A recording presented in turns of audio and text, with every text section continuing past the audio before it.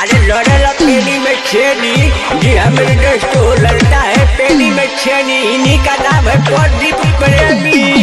शांति बनाए रखिए, सामान को सामान को दबाए रखिए। आ गए हैं प्रदीप प्रेमी जी, अपने सुर से स्वागत करेंगे।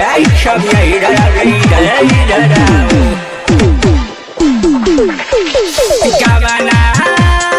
गावाना करा के राजा गइलो, राजाई में जमाई आवता, उहे खाएला रोआई आवता।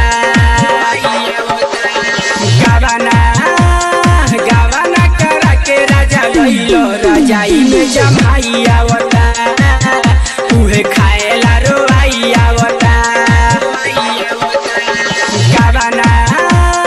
गावाना करा के राजा गइलो, राजाई में जमाई आवता, उहे खाएला रोआई आवता, उहे खाएला रोआई आवता। इस बार Neeraj recording studio programme Motihari 82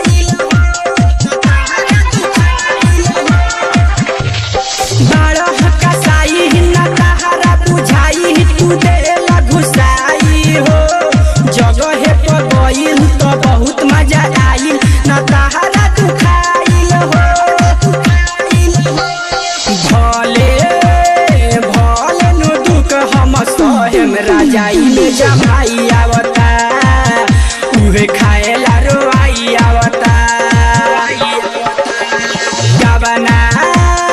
गावाना करा के राजा गइलो, राजाई में जमाई आवता, हमरा खाएला रोआई आवता, हमरा खाएला रोआई आवता।